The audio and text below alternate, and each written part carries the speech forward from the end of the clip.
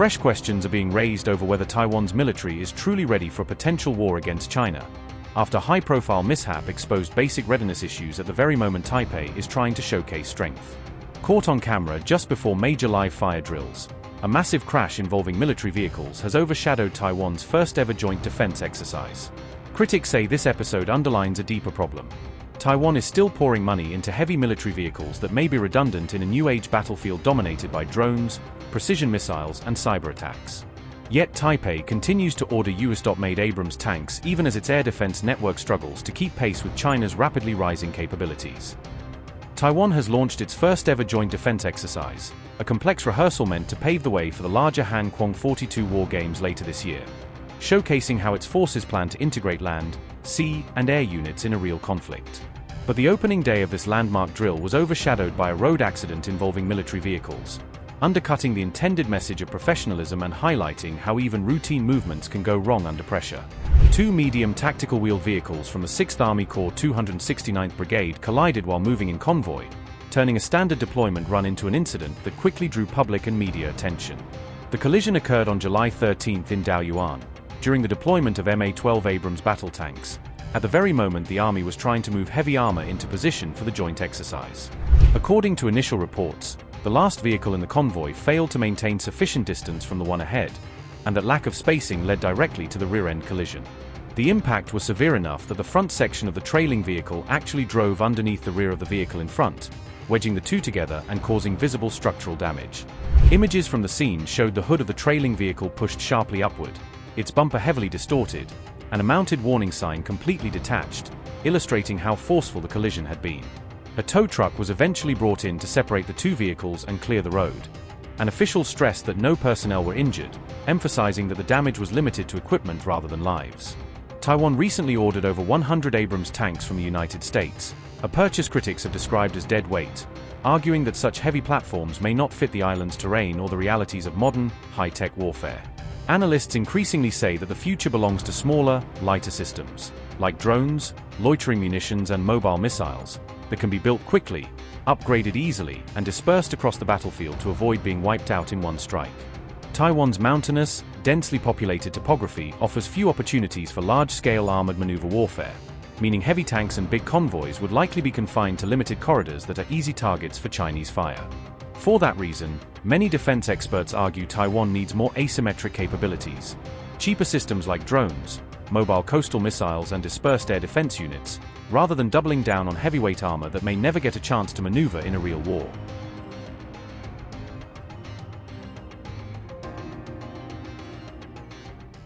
Amid rising fears of war with China, Taiwan's T-Dome missile shield is now facing a major funding crisis, threatening to slow one of its most important defense projects. Budget infighting in Taipei is reportedly putting the Strongbow missile line at risk, as rival parties argue over how much money should go to new air defenses. The Strongbow missile system was left out of Taiwan's special defense budget package, a decision that has raised eyebrows among military planners and analysts. Taiwan's opposition-controlled legislature had already cut down the size of the proposed defense bill, squeezing the room available for expensive new missile programs. Officials now admit that disputes over funding have left the Strongbow project in limbo, with engineers and the military unsure when or if it will move forward.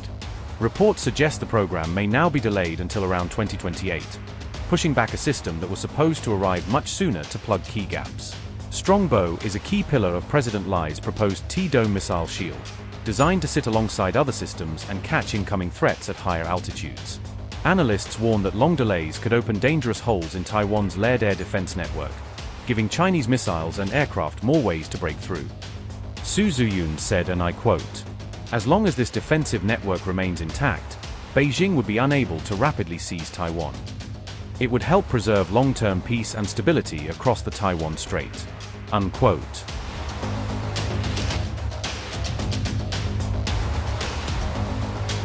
The T-Dome plan combines US-made systems with Taiwan's own missiles into a single network, stitching together radars, launchers, and command centers. The shield is designed to counter everything from combat aircraft and drones to ballistic missiles, giving Taiwan overlapping layers of protection in a crisis.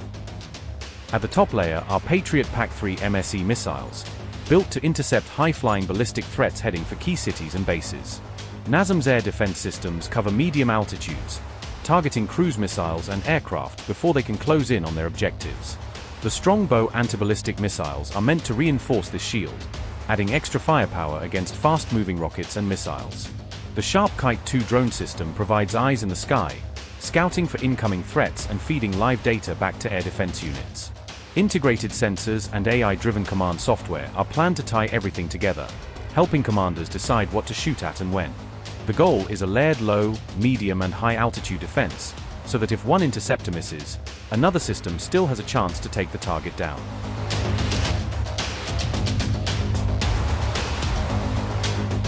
Even as the funding dispute raged, Taiwan held 3 days of live-fire air defense drills, showing it is still preparing for the worst-case scenario.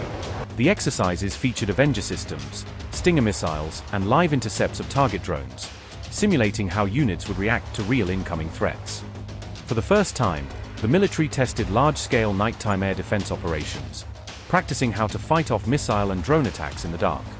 New surveillance drones were used to guide mobile anti-ship missiles during simulated Chinese landings, rehearsing how to hit invasion fleets from the shore.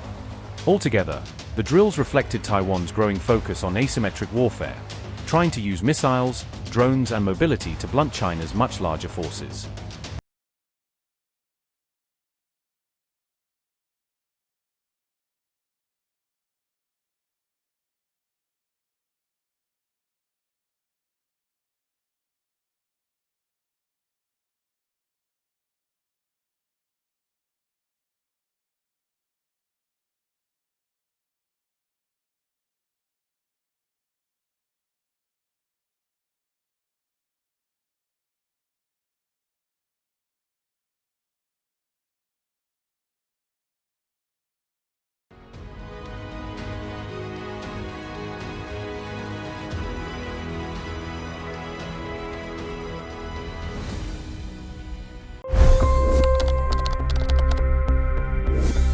$25 crore गरीब गरीबी को परास्त करके बाहर निकले। For the good of our nation, let's work together and let's truly make America great again. The fastest news breaks. Requested PM saying that look, you will have to speak to Putin and to Zelensky. The biggest newsmakers. The relationship with India is probably the most important bilateral relationship the US will have for the rest of this century. The capital delivered quite an election result today. Expert analysis. The million-dollar question today is how to stop this dance of death. Ground reports. I'm standing at the crossroad of the Kumbh Mela. Behind me are more than 100 entry ghats. Long-form interviews. Exclusionary politics is reflected in Manipur case as well. You don't bother because this is a small state. Have you ever wondered what happens when a banking dynasty meets tides of world history, intrigue, and a dash of myth? Why exactly did the US topple the Sheikh Hasina government? HD videos. We don't just break news, we break it down.